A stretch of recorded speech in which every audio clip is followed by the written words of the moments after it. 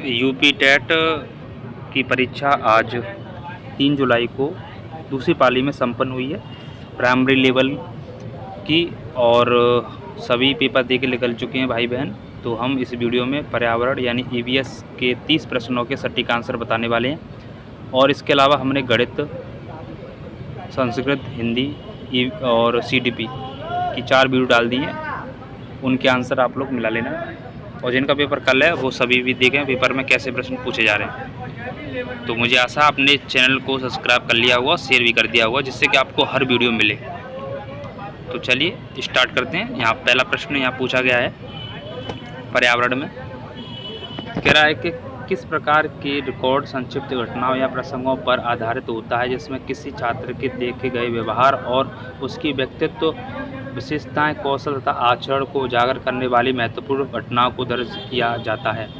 तो यहाँ उत्तर portfolio D हो जाएगा। अगला प्रश्न यहाँ पर पूछा गया है कि निम्नलिखित में कौन सा विकल्प चुनौतीपूर्ण प्राकृतिक वातावरण में जीवित रहने के लिए मानव के सांस्कृतिक अनुकूल का सबसे अच्छा उदाहरण है। तो यहाँ डी हो जाएगा।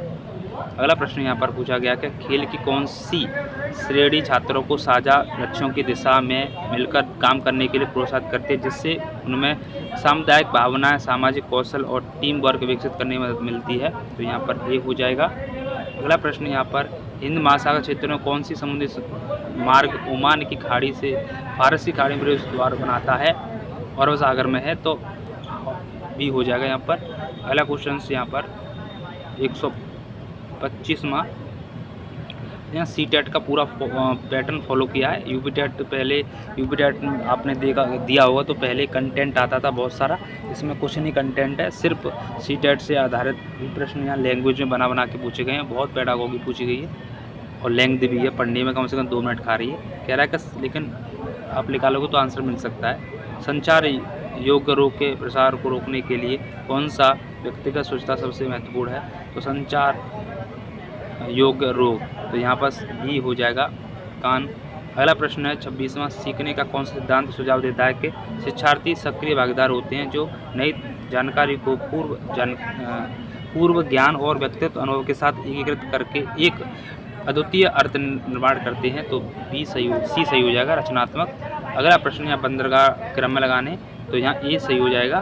ठीक है, जवाहरलाल नेहरू जो है मुंबई में है, मार्मो गोवा में है, और नया मंगलोर कर्नाटक में, कोच्चि केरल में हो जाएगा। अगला प्रश्न यहाँ पर 128वां, निम्नलिखित में से कौन सा संवैधानिक निकाय भारत के राष्ट्रपति, लोकसभा और राज्य सभा से ऊपर मिलकर बना है। तो यहाँ पर अगला प्रश्न यहाँ पर ईवीएस में किस प्रकार का मूल्यांकन शिक्षकों के लिए कैसे साधक के रूप में कार्य करता है जिससे वे एक भयमुक्त सहायक वातावरण छात्रों की प्रगति की निरंतर निगरानी कर सकें। तो सी यहाँ पर रचनात्मक। अगला प्रश्न यहाँ पर बात करेंगे 130वां, कह रहा है भारत सरकार और कौन सा प्रमुख मिशन विशेष रूप से शहरी क्षेत्रों में आवासीय कमी को दूर करने के लिए बनाया गया है। मुख्य रूप से आर्थिक रूप से कमजोर वर्ग, ईडब्ल्यूएस और निम्न आयु वर्ग के लिए है। तो ये ऑप्शन हो जाएगा प्रधानमंत्री आवास योजना। 131वां प्रश्न पूछा गया है, भारतीय शहरी स्थानीय निकायों के संदर्भ में प्रशासनिक एवं चुनौती उद्देश्य के लिए नगर पालिका को वार्डों में विभाजित करने का प्राथमिक आधार क्या है। तो यहाँ पर बी हो जाएगा। अगला प्रश्न यहाँ पर पूछा गया है, अधिगम प्रक्रिया में CE का कौन सा पहलू छात्रों को निष्क्रिय श्रवण से सक्रिय भागीदार की ओर बढ़ने के लिए प्रोत्साहित करता है। तो यहाँ पर बी हो जाएगा।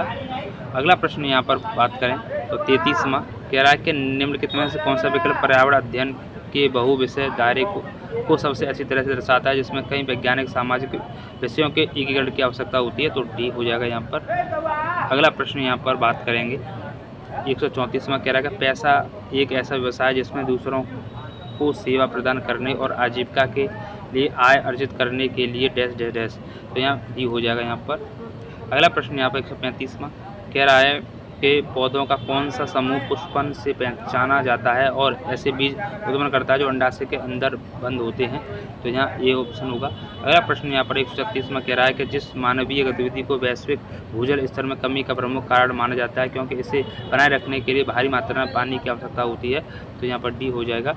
और इसके बाद अगला यहाँ पर पूछा गया है कि भारतीय भालुओं के शरीर का तापमान बनाए रखने के लिए त्वचा के नीचे वसा ऊतक से स्ट्रक्चर भी एक मोटी परत होती है और इसे कहते हैं, यहाँ पर बी होगा।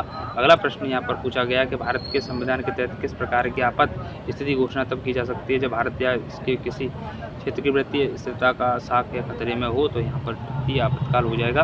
अगला प्रश्न यहाँ पर पूछा गया कि 139वां के एकीकृत पर्यावरण विज्ञान का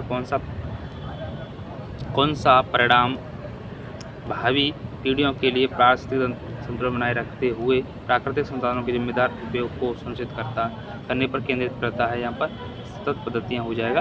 अगला प्रश्न यहाँ पर 140वां कह रहा है कि 31 अक्टूबर को एकता दिवस मनाते हैं किसके जन्म दिवस के रूप में, तो सरदार वल्लभ भाई पटेल की जयंती, डी ऑप्शन।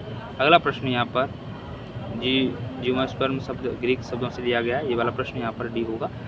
अगला प्रश्न यहाँ पर 142वां कह रहा है किसी प्रकार किसी जीवित प्राणी को किसी प्रकार की हानि चोट पहुँचाने की क्षमता को किस शब्द से संदर्भित किया गया है, यहाँ पर बी होगा। अगला प्रश्न यहाँ पर जो भी देख रहे हैं शेयर और सब्सक्राइब जरूर करें जिससे कि आपको हर वीडियो मिल सके।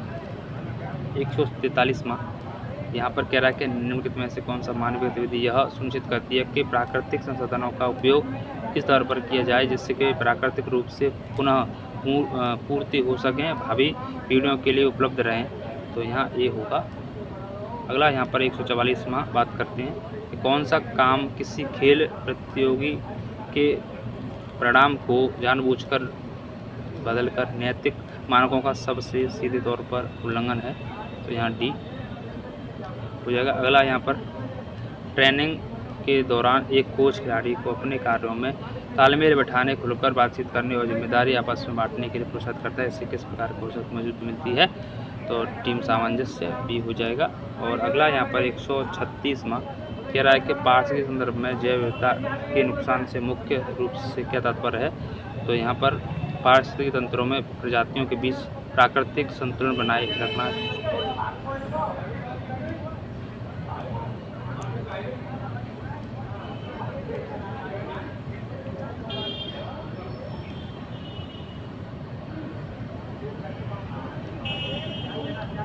अगला यहाँ पर शैक्षणिक मनोविज्ञान में दृष्टिकोण यह बताता है कि सीखने का स्थानांतरण की सबसे अधिक संभावना तब होती है जब दो गतिविधियाँ में समान तत्व साझा सिद्धांत करती हैं, तो ये हो जाएगा इधर। यहाँ 148 भू आकृतियाँ कौन सा जोड़ा विशेषताओं के सही ढंग मिल खाता है, यहाँ ये हो जाएगा। 149 कह रहा है यहाँ पर किसी राज्य की शासन संरचना में कानूनी मामलों को संभालना, विवादों को सुलझाने के लिए निकाय है, तो राज्य न्यायपालिका।